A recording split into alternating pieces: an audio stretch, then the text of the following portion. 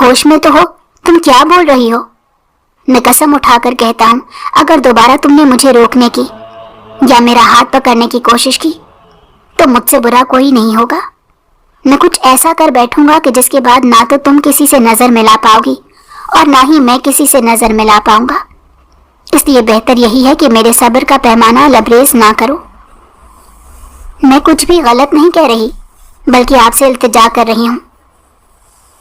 اور ویسے بھی اسلام میں تو مرد کو 4 شادیاں کرنے کی اجازت ہے، تو آپ میری بہن سے پہلا نکاح کر کے دوسرا نکاح مجھ سے کر لیجیے گا۔ تمہیں یہ بھی پتا ہونا چاہیے کہ اسلام میں 2 بہنوں کے ساتھ ایک ساتھ نکاح کرنے کی اجازت نہیں ہے۔ وہ مکمل طور پر خاموش ہو گئی تھی۔ یہ بات تو وہ بھول ہی چکی تھی۔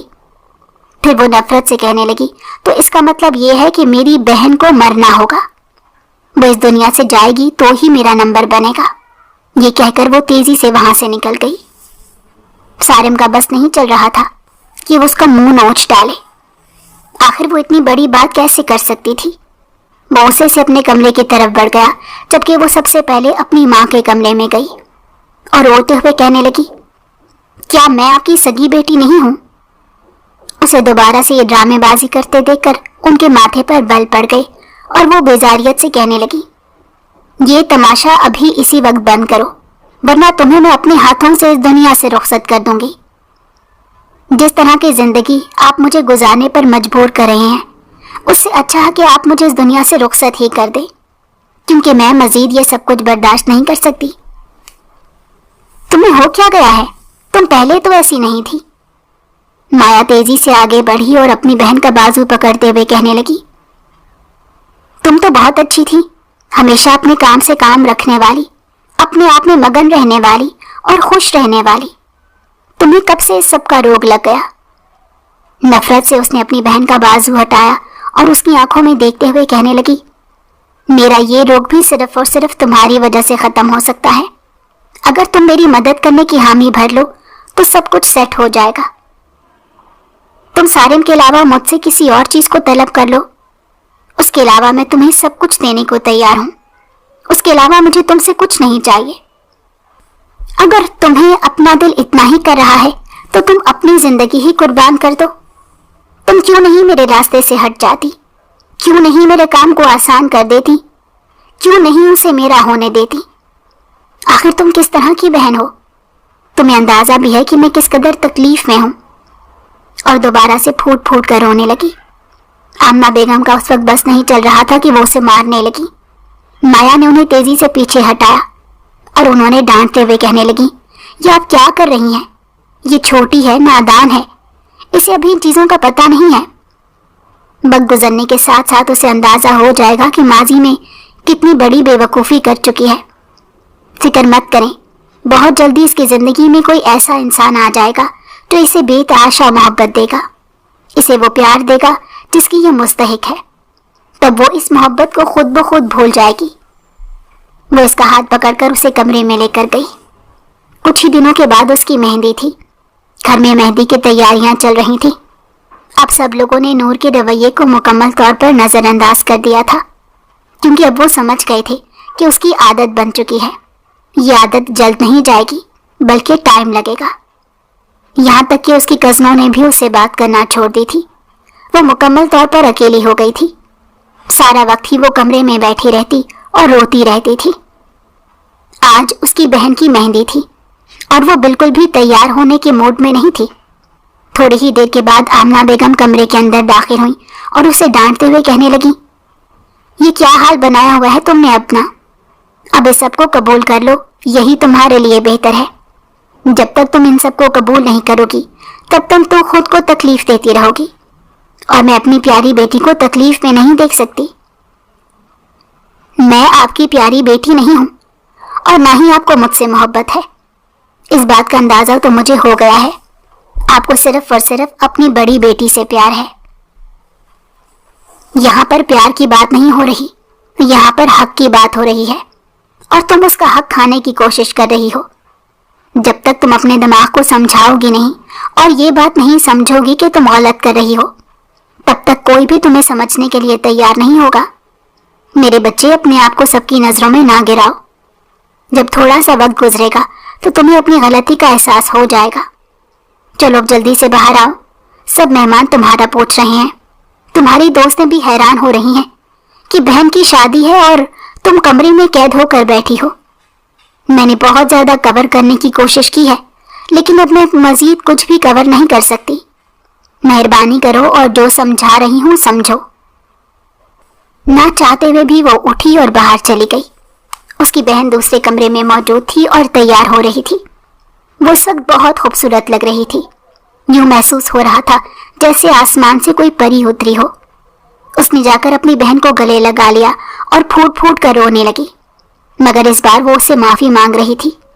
اسے کسی حد تک احساس ہو گیا تھا کہ وہ جو بھی کر رہی ہے وہ ایک انسان کی وجہ سے اپنی بہن کے ساتھ ظلم کر رہی ہے۔ مایا نے بھی اسے زور سے گلے سے لگایا اور اس کے ماتھے پر پیار دیتے ہوئے کہنے لگی، میری پیاری بہن، مجھے یقین ہے کہ اللہ تعالیٰ تمہارے نصیب بہت اچھے کریں گے اور کسی ایسے شخص کو تمہارے نصیب میں لکھیں گے جو تمہیں بے تحاشا محبت سے نوازے گا۔ تمہاری ساری تکلیفیں دور ہو جائیں گی اور تم ایک پرسکون زندگی گزارو گی۔ بس تھوڑا سا انتظار کرو، ابھی تم کم عمر ہو، اپنی پڑھائی کی طرف توجہ دو۔ جب تمہاری شادی کا وقت آئے گا تو گھر والے اسی بارے میں سوچ لیں گے، تمہیں فکر کرنے کی ضرورت نہیں ہے۔ وہ اس کے ساتھ ہی سیڑھیاں اتر رہی تھی جب اچانک ہی مایا کا پاؤں پھسلا۔ اس نے اپنی بہن کو پکڑنے کی کوشش کی تھی، مگر اس کا ہاتھ ہوا میں ہی رہ گیا اور مایا سیڑھیوں سے نیچے گر گئی۔ اس کا سر زمین پر ٹکرانے کی وجہ سے موقع پر ہی اس کی موت ہو گئی تھی۔ وہ تیزی سے بھاگتی ہوئی نیچے پہنچی۔ سارم جو کہ تھوڑے فاصلے پر کھڑا تھا، وہ ان دونوں کو ایک ساتھ آتا ہوا دیکھ کر پہلے ہی پریشان ہو گیا تھا، اور پھر جب مایا کو اس نے زمین پر پڑا دیکھا، اس کے آس پاس خون پھیلا ہوا تھا۔ اسے لگا کہ اس کے قدموں کے نیچے سے زمین نکل گئی ہے۔ ایک لمحے کے لیے اس کا دل دھڑکنا رک گیا تھا، پھر اس نے نظریں اٹھا کر نور کی طرف دیکھا جو کہ چہرے پر ہاتھ رکھے وہ منظر دیکھ رہی تھی۔ اس کے لیے بھی یقین کرنا مشکل تھا، اس کی آنکھوں سے ٹپ ٹپ آنسو گر رہے تھے۔ وہ جلدی سے اپنی محبت کے پاس بھاگا گیا، مگر جب اس نے اس کا سر اپنی گود میں رکھا اور اس کا بازو پکڑا تو اس کی سانسیں یکدم رک گئیں۔ مایا اس دنیا سے رخصت ہو چکی تھی۔ وہ وہاں پر بیٹھ کر چھوٹے بچوں کی طرح رونے لگا۔ اس کے رونے کی آوازیں سن کر باقی سب لوگ بھی بھاگے چلے آئے۔ کسی کو بھی یقین نہیں تھا کہ اس طرح کی صورتحال پیدا ہو جائے گی، اور وہ معصوم بچی جس کی کل شادی تھی، وہ اپنی شادی سے ایک دن پہلے اس دنیا سے رخصت ہو جائے گی۔ نور ایک کونے میں بیٹھی پھوٹ پھوٹ کر رو رہی تھی۔ سب لوگ اسے نفرت بھری نظروں سے دیکھ رہے تھے کیونکہ اسی نے یہ بات کہی تھی۔ سارم کو تو پکا شک تھا کہ نور نے ہی اسے سیڑھیوں سے دھکا دیا ہے، اسی وجہ سے وہ اسے تکلیفیں پہنچانے کے بارے میں سوچنے لگا۔ کچھ دنوں بعد اس نے فیصلہ کیا تھا کہ وہ نور سے نکاح کرے گا، اور پھر سب لوگوں کی رضامندی کے ساتھ اس نے نور سے نکاح کر لیا۔ سب لوگوں کو حیرت بھی ہو رہی تھی اور افسوس بھی ہو رہا تھا، مگر کسی نے بھی اسے نہیں روکا۔ شادی کے بعد تو نور کی زندگی جیسے اجیرن ہی بن گئی۔ ایک لمحے کے لیے بھی اسے سکون حاصل نہیں تھا۔ وہ ہر وقت اسے ذہنی اور جسمانی تکلیف دیتا رہتا۔ وہ جو اپنے گھر میں کبھی اٹھ کر کام نہیں کرتی تھی، وہ سارا وقت نوکروں کی طرح کام کرتی رہتی۔ آمنہ بیگم اپنی بیٹی کی یہ حالت دیکھ کر خون کے آنسو روتی، پر وہ کچھ کر نہیں سکتی تھی۔ سارم نے اس بیچاری کی حالت بہت بری کر دی تھی۔ جب وہ اس سے بھی مطمئن نہ ہوا تو وہ اسے لے کر اپنی مقامی جگہ پر چلا گیا، جہاں پر وہ اپنا زیادہ تر وقت گزارتا تھا۔ وہاں پر وہ دونوں اکیلے ہی ہوتے تھے۔ وہ اسے بہت زیادہ ٹارچر کرتا تھا۔ اسے گھر سے باہر نکلنے کی یا کسی سے ملنے کی اجازت بھی نہیں تھی۔ سارا وقت وہ اس کی تکلیف دہ باتیں سنتی رہتی اور روتی رہتی۔ اس کا بس نہیں چلتا تھا کہ وہ اس دنیا سے ہی رخصت ہو جائے۔ اس قدر تکلیف آج سے پہلے اس نے کبھی نہیں سہی تھی۔ جس انسان نے اسے سب سے زیادہ محبت کی تھی، وہ انسان اسے اب خود سے نفرت کروانے پر مجبور کر رہا تھا۔ وہ یہ بتا بتا کر تھک چکی تھی کہ اس سب میں اس کا کوئی قصور نہیں، وہ معصوم ہے۔ اس نے اپنی بہن کو دھکا نہیں دیا، مگر سارم کوئی بات ماننے کے لیے تیار ہی نہیں تھا۔ تھوڑا سا مزید وقت گزرا تو وہ امید سے ہو گئی۔ وہ بہت زیادہ خوفزدہ تھی۔ उस बच्चे को दुनिया में नहीं लाना चाहती थी। इसी वजह से शौहर से छुपकर वो डॉक्टर के पास चली गई ताकि उस बच्चे से पीछा छुड़वा सके। जब सारिम को इस बारे में पता चला तो वो मजीद गुस्सा हो गया और उस दिन के बाद उसका रवैया बदतर हो गया। वो अब उससे कोई काम नहीं करवाता था, मगर अब वो उस पर अल्फाज के तीर चलाता था। उस बेचारी की तबीयत बहुत खराब रहने लगी। 6 महीने गुजर चुके थे, लेकिन अभी भी वो बहुत कमजोर थी। डॉक्टर तशवीश का इजहार कर चुके थे कि अगर इसी तरह से चलता रहा तो शायद वो माजूर बच्चे को पैदा करे। ये सब सुनकर उसे बहुत तकलीफ पहुंचती, मगर वो क्या करती। जिस इंसान के हाथ में उसका ज़हनी सुकून था, वो उसे एक लम्हे के लिए भी सुकून नहीं देता था। कुछ ही अरसे के बाद वो अपनी अम्मी के घर वापस गई कि सारिम अचानक ही उसके पीछे किचन में चला गया और उसे डांटते हुए कहने लगा, पहले तो तुम अपनी बहन को खा गई, तुमने उसे सीढ़ियों से धक्का दिया, क्या अब तुम मेरी बहनों को भी नुकसान पहुंचाना चाहती हो। वो आज उसकी बहन के साथ सीढ़ियों से नीचे उतर रही थी। जब सारिम ने यह देखा तो परेशान हो गया। इससे पहले कि वो ये मजीद कुछ कहता, मरियम तेजी से अंदर दाखिल हुई और कहने लगी, भाई आपको क्या हो गया है, ये आप किस तरह की बातें कर रहे हैं।